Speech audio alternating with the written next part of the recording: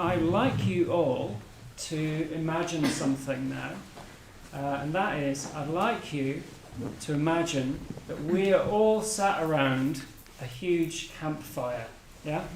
So you're all sat around a huge campfire, the fire's roaring, and I'm just about to tell you a story.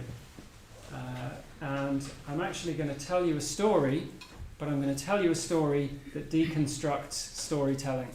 So it's got a flavour of postmodernism about it this evening. I just wanted to start talking about storytelling and why we tell stories, what that means, what are the different components of a story and so on. And particularly this evening, I'm going to start talking about myth in stories and what myth is and what it means.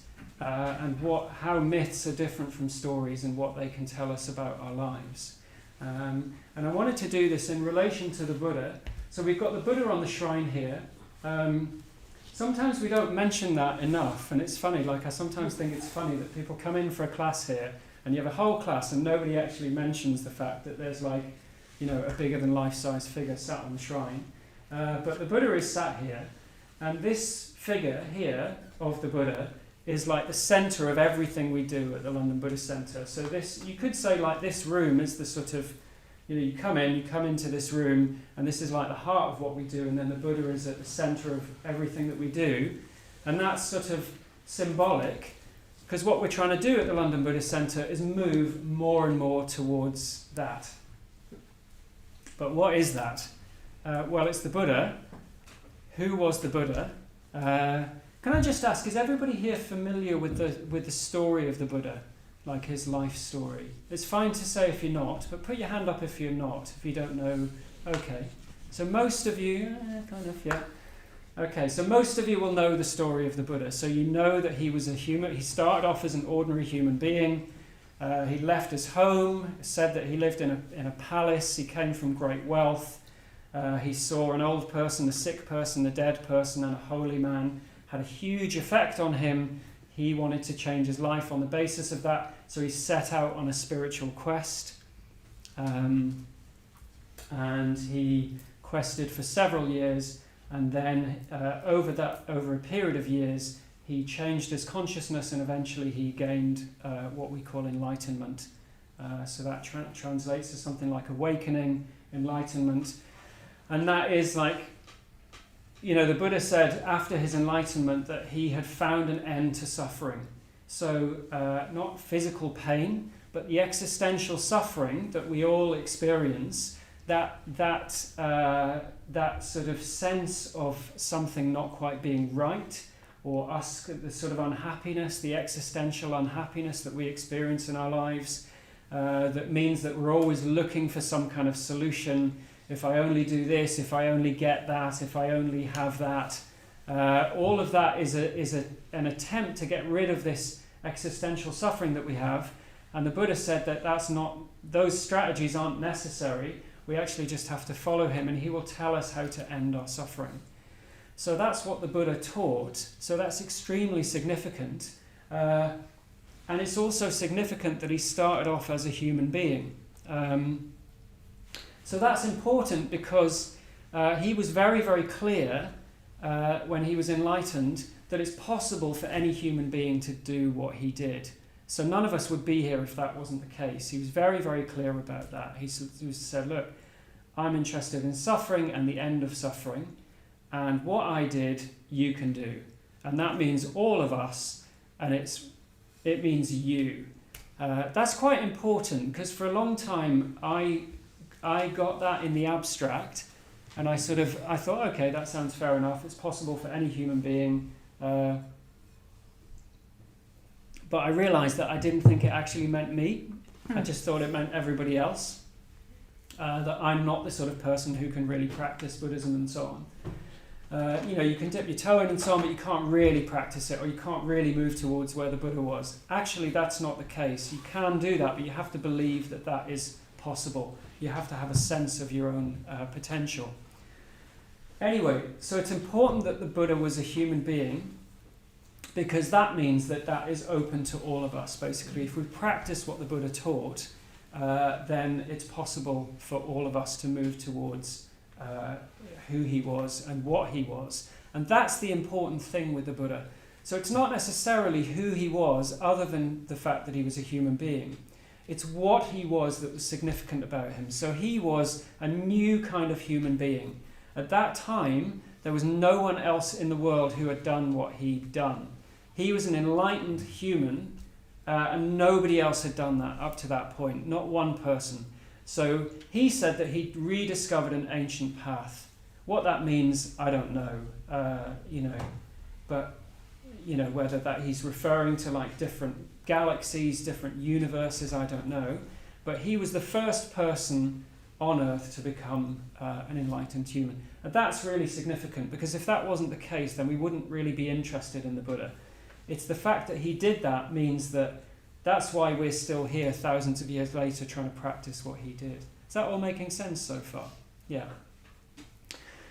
But it's also interesting because it means that you can locate the Buddha in history.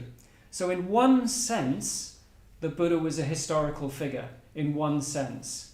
We know that he lived about 2,500 years ago. We know roughly the circumstances around his life. But there is also a kind of a mythical dimension to the Buddha's story. So there are parts of the Buddha's life story that are traditional, that we know can't be true, for example. They're not actually factually accurate, if you see what I mean. So can anybody think of what any examples of that might be?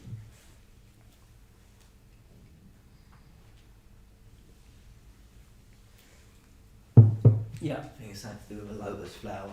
Like he kind of come out of a lotus flower, that's how he was born maybe, or just appeared out of a lotus flower. Right, okay. I heard that, I don't know. Right, okay. So you're thinking of Padmasambhava, who was a mythical figure who was born out of a lotus.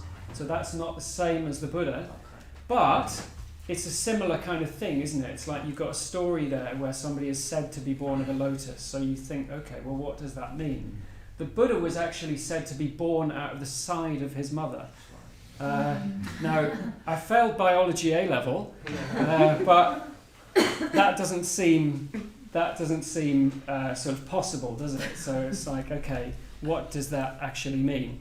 Would it be possibly like a layman's version of maybe it's a caesarean, possibly, like not a side, but maybe. Could be, I don't know. I was born by caesarean, so I'll ask my mum about that. So yeah, I don't know. It's said that he was born out of the side of his mother, and we don't talk about this when we teach the introductory course. We're usually concerned with the Buddha after when he was older and he left home. But it's said that he was born and he stood straight up and walked like 6 paces up, 6 paces back, and said, "I won't be born into this world again," something like that. So you got to think, okay, well, that's probably not historically true, is it? So some things, that's trying to point to something that's not necessarily history.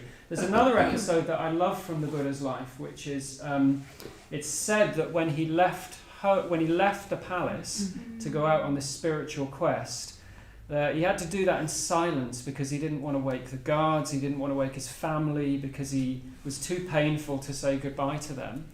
And he went to the edge of the castle where he lived, or the palace where he lived, and it's said that the devas, who are said to be like god figures, like angels, muffled the sound of his horse's hooves.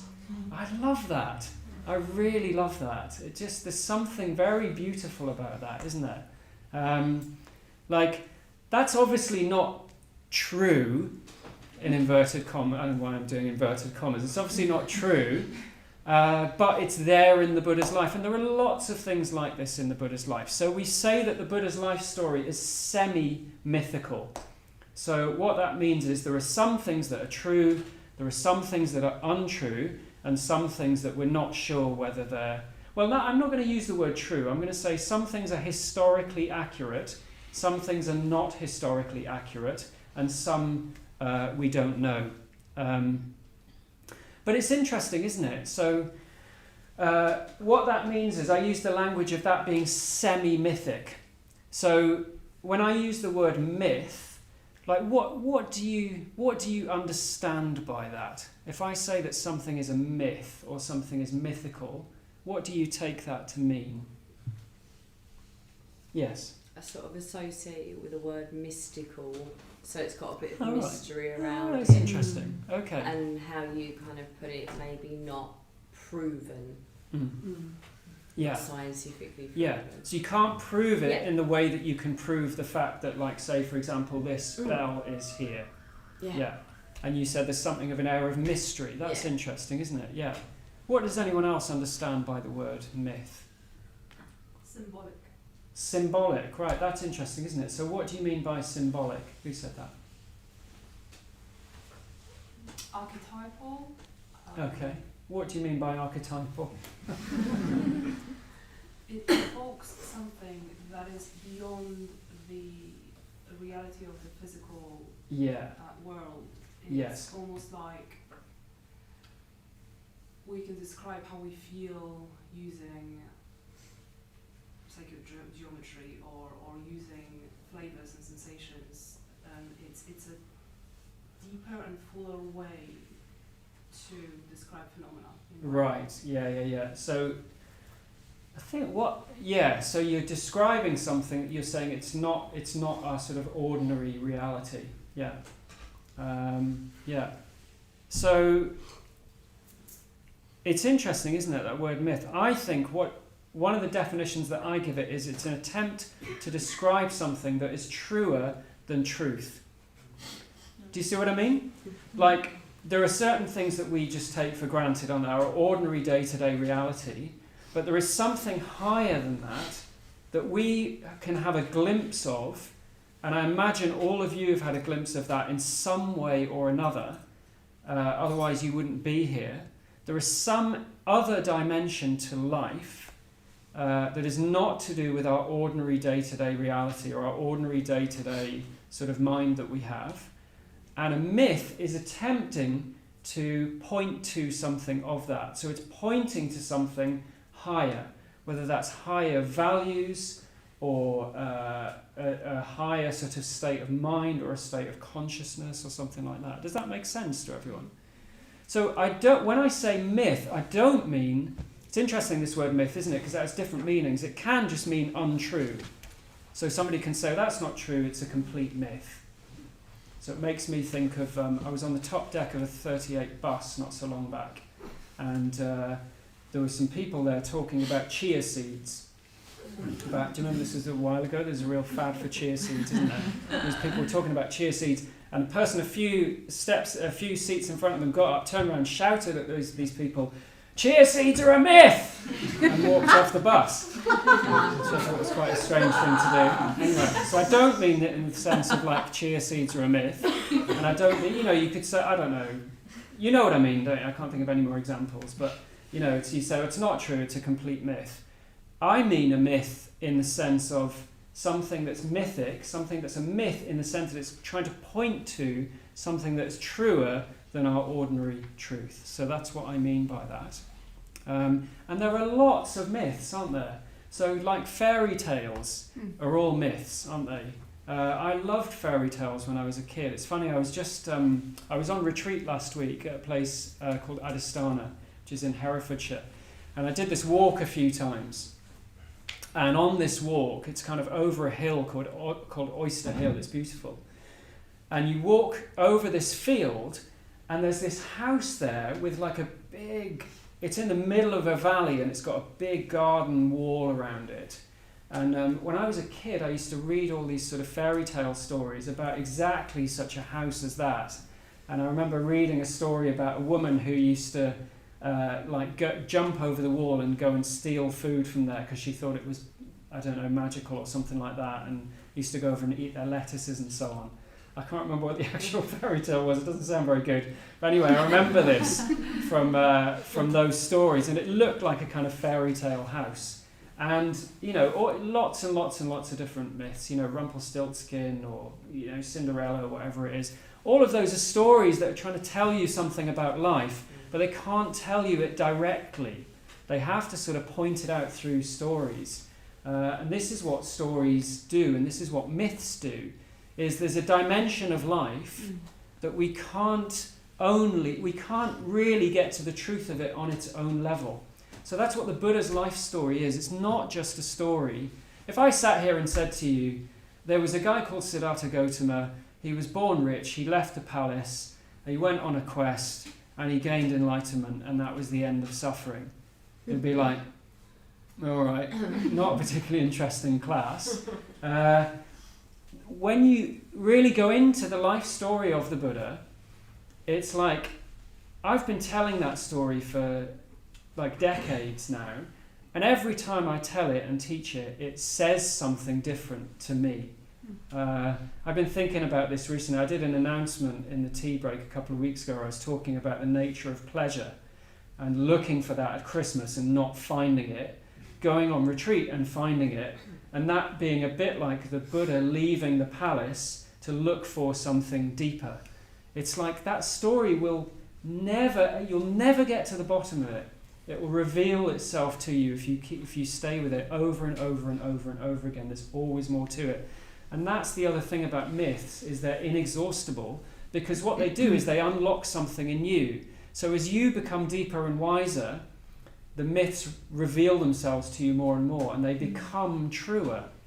So it becomes truer and truer and truer as you become deeper and more receptive and wiser. And it's interesting, isn't it? Because when you look at, say, I don't know, fairy tales or myths, there are only a few stories. It's like there's actually only 4 or 5 stories in the world, and they're just retold different times each time. And so, for example, the story of the Buddha, that's a story of a spiritual quest. It's like somebody leaving home because they know that there is something more.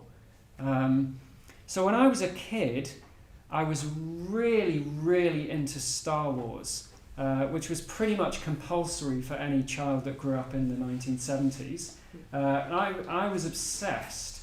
Like, I wanted to be Luke Skywalker, basically. So is everyone familiar with Star Wars? Most of you are familiar with Star Wars, yeah. So the story of Luke Skywalker is he's a young man, his father dies, he sets off on a spiritual quest.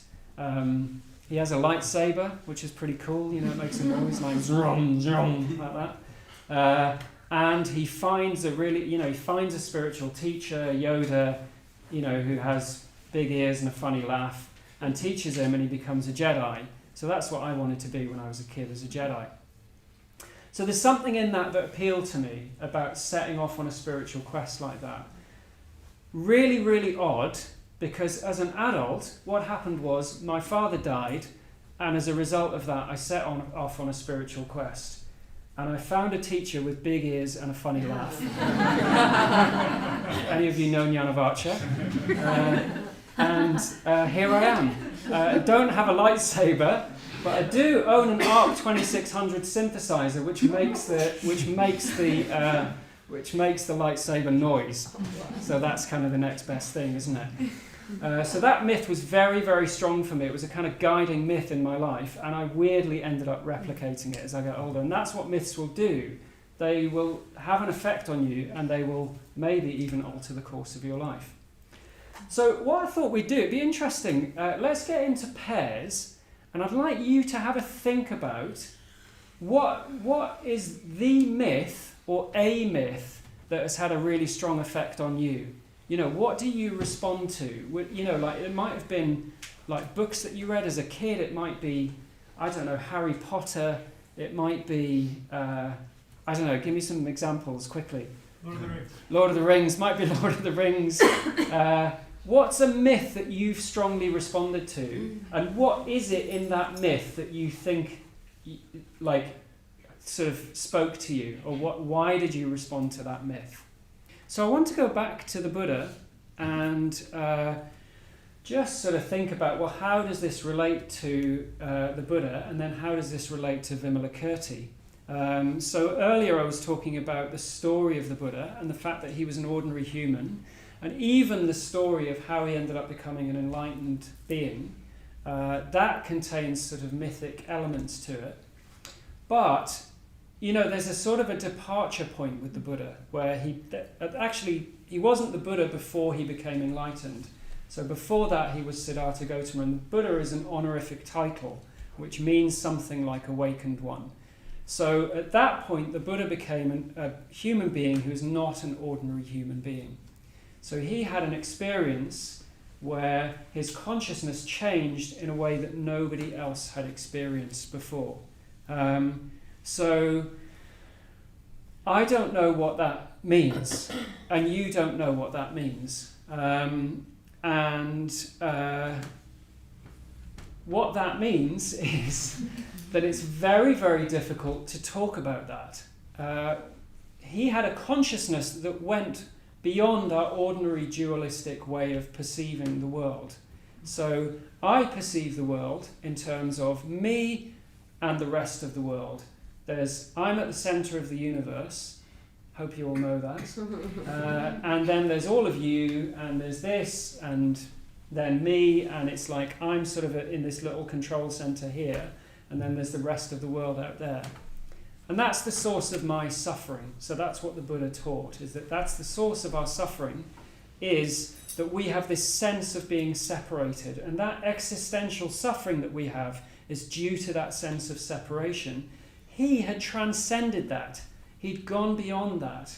He didn't have that sense of separateness. There's no separate sense of self.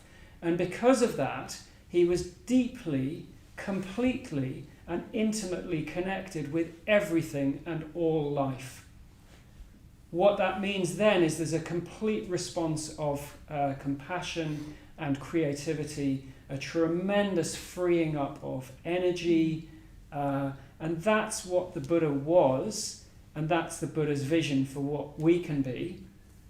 But I'm not there, and you're not there. So how can you even begin to understand that? That's the question. So ordinary descriptions don't work at that point, basically. We need to find a way, or the Buddha needed to find a way of communicating his experience. So what the Buddha tended to do was actually just talk to the people in front of him. So he didn't sit there and sort of talk in the abstract about what the experience of enlightenment was. In fact, there's a lovely story from the Buddha's life where he talks to his followers and he holds up a small handful of leaves and he says to them, you see the leaves in my hand, compared to the leaves in the forest, are they many or few? And some of his followers say, well, of course, they're few. And he says, well, what I've taught you is like these few leaves. My experience is like the forest. So he wasn't concerned with telling people what his experience was unless it was able to relieve their suffering and able to help them directly. That's what the Buddha primarily communicated. But what that means is that the records that we have from the Buddha's life are of him teaching people in relation to what they were experiencing. Does that make sense? And over time, when the Buddha was alive, that wasn't an issue because his example was people would have a sense of what he was just by his example. But over time, as always happens with every teacher or teaching, their teaching gets committed to, the Buddha's teaching was an oral tradition to begin with, and then slowly it was written down. Over time, that gets ossified, and there's a danger that it becomes kind of formulaic. So in the Buddha's case, there was a sort of an overemphasis of the monastic ideal. So it was emphasized that basically you could only really properly practice his teachings if you were a monk, for example. And that's what we call the Hinayana, which is what they call the sort of lesser vehicle, the early phase of Buddhism. And where Vimalakirti comes in is he's part of a Mahayana sutra. And the Mahayana was a reaction to all of that. The Mahayana was a reaction to a sort of perceived kind of narrowing down of the Buddha's message. The Mahayana's coming in and saying, no, it's not like that, it's like this. It's interesting, I was thinking about this, reflecting on sort of my own experience of this. And it's interesting, like I lead retreats quite regularly. And when you're leading a retreat, the wonderful thing about it is, like when I do a class here, I always wake up, like somebody might say to me, oh, how did your teaching go last night? And I always say, I know exactly what to say on Tuesday morning. Like I wake up on a Tuesday morning after having taught the class the night before, and I know exactly what I need to say. But it's too late because I've already done the teaching the night before. And it's only through doing this that I know then what I need to say, and I think, oh, I know exactly how to do it now. But it's only because basically I didn't really say what I wanted to say the night before. Do you see what I mean? Mm-hmm. Which sounds ridiculous, but that's how it goes. And one of the lovely things about teaching on a retreat is that you're there for 10 days, all of you together. And one thing that is lovely is when you're on retreat, everybody that's there, their mind becomes way, way, way more open and receptive. You can see it happening. Like people arrive and they're like, you know, they've been busy because they've had to sort stuff out because they're going away for 10 days. And it's, you know, people living busy London lives and so on. And everyone arrives looking knackered. And then they nap regularly for 2 or 3 days. And then by about day 3, you can actually start teaching. And people want to hear what you've got to say. And the lovely thing is you teach, and then the next day you can say what you forgot to say. Or you can offer a different perspective on it. Because the thing is, there is always a different perspective. Because what the Buddha taught is fathomless, and you can't get to the bottom of it. So as soon as you say one thing about it, it's almost like you have to correct yourself. Do you see what I mean? Like, I can't think of an example of that now, but you offer one perspective, and then it's almost like you immediately need to correct yourself. So, for example, in meditation, you need to make the appropriate effort in meditation. Actually, you probably need to make less effort. You need to just let go in meditation. No, you don't need to let go. Actually, you need to find your way into your experience, and so on and so on and so on. So it's like there's always a different perspective, and you can see how over time you get that with a whole teaching, or like what the Buddha taught. As soon as it becomes like this is it, this is the Buddha's teaching, and if you deviate from that, you've got it wrong. As soon as you get into that, that's the end of it, basically. Because what happens is you've got there into the letter and not the spirit. Does that make sense? Yeah. So, for example, after hundreds of years, there was a very, very, very rigid emphasis in Buddhism on the monastic rules, for example. So if you wanted to practice seriously, you had to be a monk, and there's like 250 rules that you had to observe. And what that meant is that people got very, very obsessed with not eating after midday and not sleeping in large beds and so on, and not so concerned with actually what was the Buddha really saying. That's what's really important. You know, the Buddha was not primarily concerned with that. That's just something that might keep a community working well. But it's not Buddhism. It's, as I said, it's the letter, not the spirit. It's a kind of formalism, basically. I don't even know if formalism's a word, is it? But anyway, you know what I mean. So how do you communicate that? How do you actually communicate what the Buddha saw or what he was? Well, I think there are different aspects to that. So there's the teaching from the Buddha's level, and communicating enlightenment is one thing, and I want to say a bit about that in a moment. But the thing is, if we couldn't have a glimpse of that, or you can't experience that at all for yourself until enlightenment, then what we're doing here would be completely pointless. But how it actually works is you can experience what the Buddha taught at any level, basically. So at any level it works. You could just learn to meditate and that will make a difference in your life, for example. You could just practice what the Buddha taught and it will probably make a difference in your life, even at the very early stages of practice. But ultimately, that's not what the Buddha's talking about. What the Buddha was ultimately concerned with was the complete transformation of your consciousness, the complete eradication of human suffering. That's what he was concerned with. So how do you communicate something like that? I was on retreat last week, and as I was saying at the tea break, I was there with a very experienced teacher who had been practicing for about 50 years and was communicating his experience of the path. And just him doing that enabled us to step into a space where our minds were more open and more free and more receptive. So even at my level, I can sort of have a glimpse of that. And you don't know when that will happen. So he was talking about his experience of where he is. But actually what happens is sometimes you get glimpses of that in between as well. So have people had experiences like this where you have a momentary glimpse of something higher or something that's beyond ordinary reality? Yeah?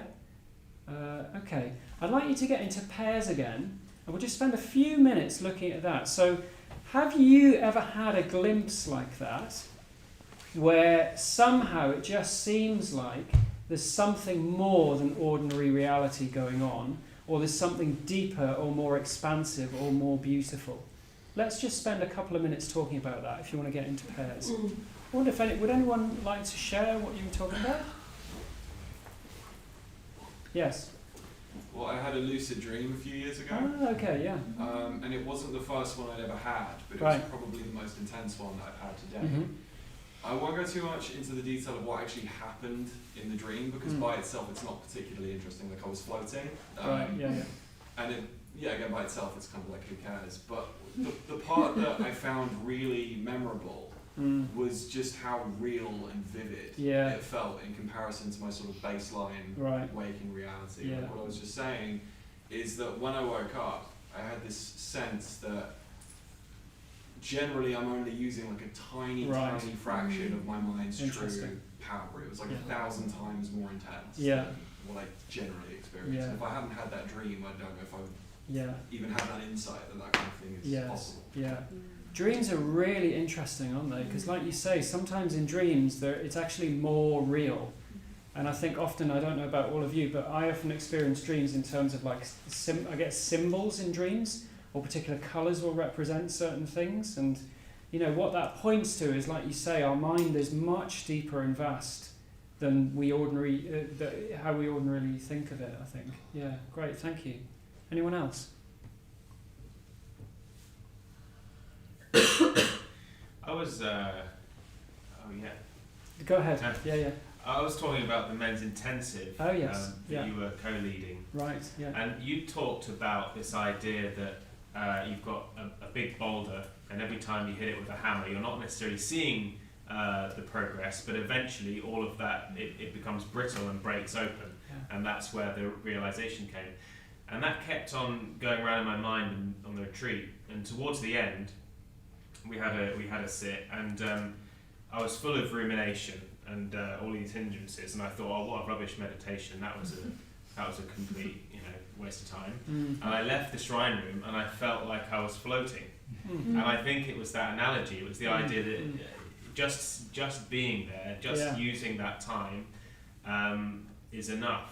And it was a very visceral experience. So it was a visceral experience. You actually felt that. Yeah. Right. Yeah. Excellent. Great. Thank you. Good. Jay-Z, you were going to say something.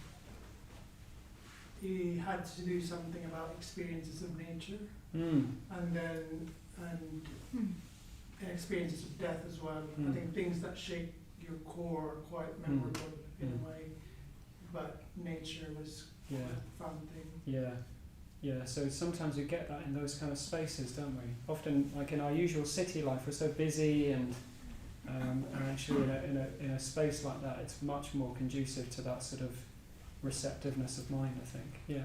I think when you get to experience the beauty of nature and the elements of death, it seems like your brain's telling you like, there's something wrong here, kind of way, kind of like shakes the framework a bit. So when you say the elements of death, I guess like witnessing impermanence happening is like your brain's like, I'm not programmed to comprehend this, so I'm just going to look away. Yeah, that's right. I think that's interesting, isn't it? Like Sangharakshita talks about that, where he talks about sometimes that we have experiences like this, and he describes them as devastating. Sometimes it's a very pleasant experience like the one you described, just coming out of the shrine room and meditation, but sometimes it's actually related to like a death or a breakup or something like that. And what that does is it shatters our ordinary idea of things, and it's like reality breaks through for a moment, because that's actually how things are, is that we are going to die, things are impermanent, relationships don't last, our dreams will be shattered, and so on and so forth. Sorry to get all heavy on you, but we don't think that that's how it is. So we go through our lives, trying to arrange this, trying to arrange that, this is great, that'll be fine, But that's not how things are, so eventually something will break through that. I had a very strong experience of this about 20 years ago, where I'd been practicing Buddhism for about 10 years at this point, but not very well. I was like the world's worst Buddhist, basically. For quite the first few years of my practice, I used to go out and regularly, I was drinking a lot and taking drugs and so on, but I was doing my best and was meditating. And then I had a very painful relationship breakup. And on the back of that, I had this experience where it was just like the veil of reality was just pulled away. And I can't even say for how long, because it was basically, I had an experience of being completely out of time and out of space, and in another realm of consciousness where I was completely surrounded by mythical Buddha figures, and it was shattering, and it was like for a moment, it was like, it is true, it's completely true. I'd read about all of this, Buddhism sounded like a nice idea, sounds fine, I'll try my best to meditate, but I won't take it very seriously, And for a moment it was like, no, this is way, way, way truer than you can possibly imagine. And I think it came on the back of that experience, because up until that point, I'd led a life where I was trying to just arrange everything so that it was great for me. And the breakup completely shattered that, because I'd staked a lot on it. And what happened with that was, in relation to that, then something else arose. And it was shattering. It was absolutely devastating and completely beautiful. I came round from that experience and I just cried for hours. I cried and cried and cried. And the next day was the first day I came to the London Buddhist Centre. And I didn't even think about it. I just thought, I know what I need to do now. For me, that experience changed everything. And I didn't do anything to sort of deserve it, in inverted commas. It's not that you practice enough and then you get these experiences. Reality will just shatter through at times. That is what happens. And maybe that happens with a death, maybe that happens with a breakup, maybe it's just you get it. Like you were talking, like the sort of the hammer and the 100th blow. You hear this stuff enough times. I need to hear it again and again and again. And maybe that one time you hear it and it's like, I really get it this time. Like I was on solitary retreat earlier this year.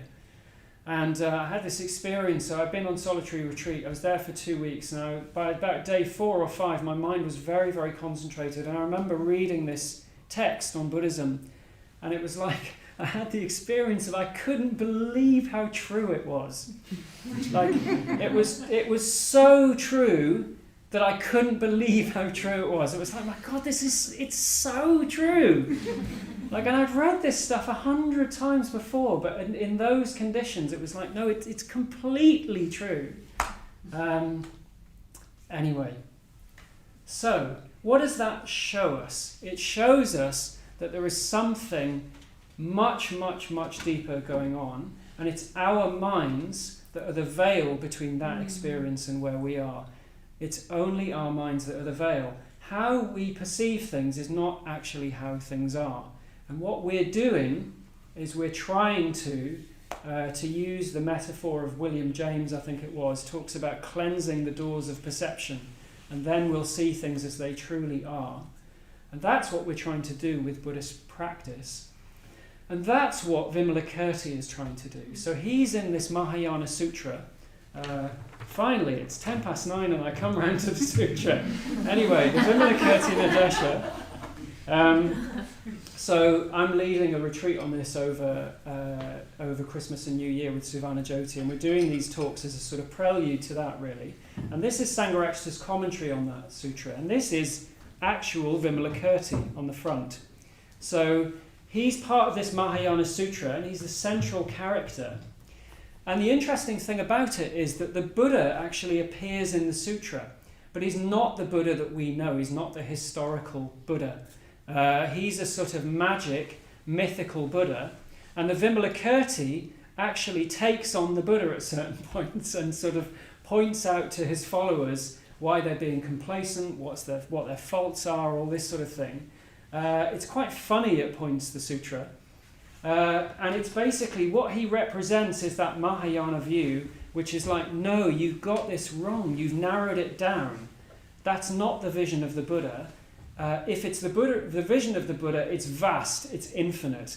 And the language of the sutra is a lot of poetry and beautiful imagery about infinite numbers of Buddhas and Bodhisattvas, and these things called Buddha fields, which is where each Buddha has a Buddha field, and the Dharma's communicated in different ways, through sound, through smell, through trees with infinite number of jewels on them. It's beautiful poetic language. And what that's trying to evoke is this sense of sort of infinite wonder that I've been talking about. And that's the myth of Vimalakirti, basically. Because what we tend to do, and it's just what we do, isn't it? Like, because we are where we are, what we tend to do is we want to understand things on our level. So we think, oh, it must be possible to understand what the Buddha is, because we're so used to the idea that if we just get the facts, then we'll know what something is. Do you know what I mean? Like, we have a culture where, I don't know, I need to fix a shelf. I'll go on YouTube, it tells me how to fix a shelf. I know how to fix a shelf. But the Dharma's not like that. You can't go on YouTube and just read like, okay, these are the 3 points of Buddhism, and then you'll know it. That's not how it works. That's what we tend to do, though, isn't it? We want to bring everything down to our level. I mean, we do it in mundane ways as well, don't we? Like, you ever been on holiday to like a place you've never been to before, and you come back and your friends say, oh, what was so-and-so like? I don't know. Say you've never been to Turkmenistan before, and you come back and your friends say, what's it like? What do you say? It was great. It was great? What else? It was great. It was brilliant. What else do you say? It's a bit like this. Exactly. It's a bit like this, isn't it? Yeah. Well, it's a bit like Kyrgyzstan, because I know you've all been there. It's a bit like Kyrgyzstan, and, you know, they eat a lot of this kind of soup, which is a little bit like the soup that you get in Spain or da-da-da. It's a bit like this, isn't it? That's what we always say. Like in my work, I work for a charity that we give grants to organisations in India, Nepal and Bangladesh. And I went to Bangladesh for the first time last year. I spent a lot of time in India, probably a total of about 3 years. But I'd never been to Bangladesh before. So I come back and everybody says, what was Bangladesh like? And for my first thought, it's like, why are you asking me? Like, I've only been there for a week. Like it would be, imagine somebody coming to London for the first time for a week and somebody saying to them, what was London like? Like, you've got no idea. What are they going to say? Like, oh, it was great. You know, I went to see Wicked and I had dinner in an Aberdeen steakhouse and I stayed in a hotel off Leicester Square. That's not what London's like. It's just your experience of it.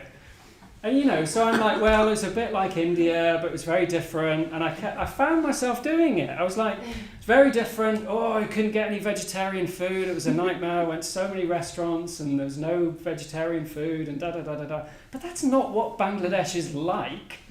That's my incredibly limited experience of it as someone who's been there for 6 days. It's ridiculous, isn't it? But we do that with everything.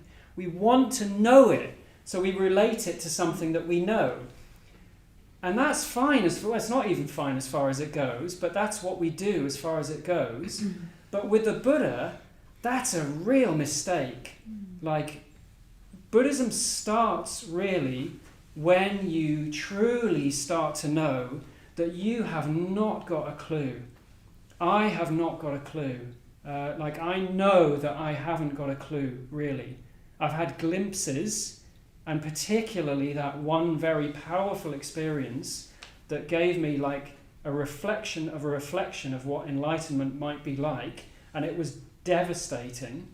But I know that I don't know. And even on this retreat, like Prakasha, who's this order member who's been practicing for 50 years, he has glimpses. And I think he lives in that mythic dimension. And he's communicating that to us. But he's not enlightened either. And even where he is, that's as far as I could possibly see on the horizon. And even that is far from where the Buddha is. I often think like my teacher, my friend Jnanavacha, is the wisest person I know. And I know that he really looks up to his teacher, and his teacher really looked up to Sangharakshita, and Sangharakshita wasn't enlightened. So what does that mean for enlightenment? But any progress we make towards that will have a huge effect on our life. But don't think we know what the Buddha is, because we don't. I remember being on a retreat once, and I really... This was like, I really had to contain myself. I went for a walk with somebody who was on the retreat, and we were going for a walk around, if you've been to Vajrasana, some of you will have been there, and we were going for a walk, it was like a weekend retreat, Sunday afternoon we went for a walk, and there was lots of us, but we'd sort of paired off and we were talking. And at one point he said, because the Buddha was just an ordinary guy who found out something cool, wasn't he? And I was like, oh my God, where do you start with that statement? I just said, no, he wasn't. The Buddha was not an ordinary guy who found out something cool. He was not that. Okay. So that's what Vimalakirti is trying to do. He's basically trying to blast out that idea that you think you know what it is. It's a reaction, actually. A lot of the Mahayana scriptures are a reaction to what they call the Hinayana, or early Buddhism. Early Buddhism, it's wonderful. It's complete in itself. But over time, there was a sort of an ossification or an attachment to the letter and not the spirit, and it's a reaction to that. I was thinking you get this in like artistic movements as well, don't you? It's like over time something new always has to come in, doesn't it? Because there's a spirit that's trying to be communicated, and the art form starts off in a particular way, or it starts off radical, and it eventually ends up just becoming stale or becoming flabby or something like this. I was thinking about this in relation to like punk. So I'm not saying that Mahayana is the punk of Buddhism, but originally rock and roll in the 50s started off as this kind of like youthful rebellion, didn't it? It was like people tearing up theatre seats, and it was new and it was radical and nobody had ever heard anything like it before, and the kids got really excited and it was amazing. And like 20 years later, it was all like, rich rock stars with these expensive modular synthesizers flying around the world in their private jets. And it had become completely ossified as an art form. And that's why punk had to come along to completely tear that down and say, no, it's not that. And you get that with artistic movements as well, don't you? Like, I don't know, Cubism or Surrealism or whatever it is. And in a way, that's what the Mahayana is. It's a radical reaction to that, saying, no, you've forgotten the spirit of this. And Vimalakirti is like at the center of that, and he sort of represents that. And what he represents is what's called the Bodhisattva ideal. So a Bodhisattva means like being of wisdom, and it's a being that is completely, because they're so spiritually advanced, they're completely concerned with liberating other human beings, and that's what they dedicate their life to doing, and that's what Vimalakirti is concerned with. So he's not taking down people in the text because he wants to prove them right, or because he gets a kick out of winning an argument. He's trying to shake people out of their complacency to say, no, it's not like that, it's like this, to try and wake them up, basically, because they've settled down somewhere. And that's what we all have a tendency to do. We think, okay, I've learned to meditate, I come along to the centre, maybe I go on retreat once or twice a year, I've got this, I know what I'm doing, da-da-da-da-da. As soon as you start to do that, and as soon as you start to settle down, you'll stop practicing effectively. What we need to do is open ourselves up to the fact that there is always more. The way that you get there is step by step. There's always a next step, but there is always, always more. As soon as you think you've got it, then you haven't got it anymore. Okay. So, just to conclude, what I was attempting to do this evening is say, who is Vimalakirti? And the whole point is, I don't think we can say who Vimalakirti is. And in saying that we don't know who he is, that's who he is. Like, from where we are, that's the best answer we can possibly give. There's a moment in the text which is wonderful, where all of these bodhisattvas and Buddha figures attempt to say what the Buddha's teaching is, and they all give these very, very long, elaborate philosophical answers and so on. And Vimalakirti's response is silence. So they talk about Vimalakirti's thunderous silence. And what that points to, I think, is you cannot say, really. You cannot say. There's a paradox there, because you have to try and say. Like, would have been rubbish, wouldn't it, if I'd have just come tonight and just said, all right, I'll just sit here in silence and you can all stare at me. Would have been a bit weird as well, but it wouldn't have necessarily been helpful. But what he's saying is, ultimately, you cannot say. It's a mystery, and that's an experience. It's not something that you can completely describe accurately in words, but we have to try and point at it so that we can have a glimpse, and eventually we can have a stronger and stronger glimpse, and you can experience that for yourself. But the result of that is that you can't say anything about it. And you can't say anything about it because you can't say who Vimalakirti is, and you can't say who the Buddha is. I mean, it's interesting, isn't it, when we look at the Buddha, so just to come back to him again, do you notice anything about this figure? So this was supposed to be, is it supposed to be a man that lived 2,500 years ago? I don't know. Do you notice anything about him?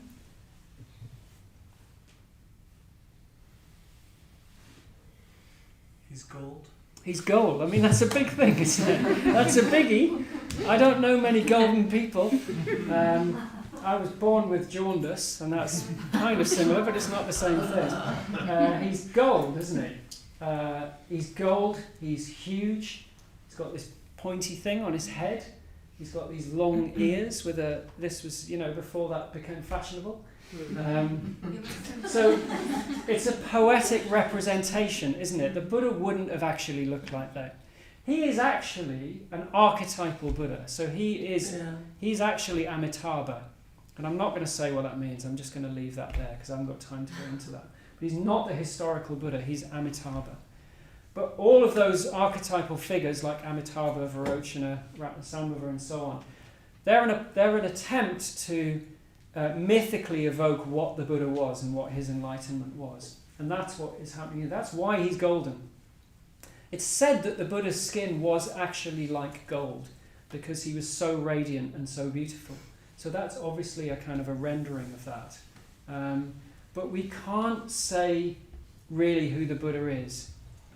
Even it's said an enlightened being can't actually say what the Buddha is, because the Buddha's enlightenment was even somehow slightly different from somebody else that finds that enlightenment, because he rediscovered that path. So Vimalakirti, we can't say who he is, but he's a bodhisattva, and he appears in the guise of a householder.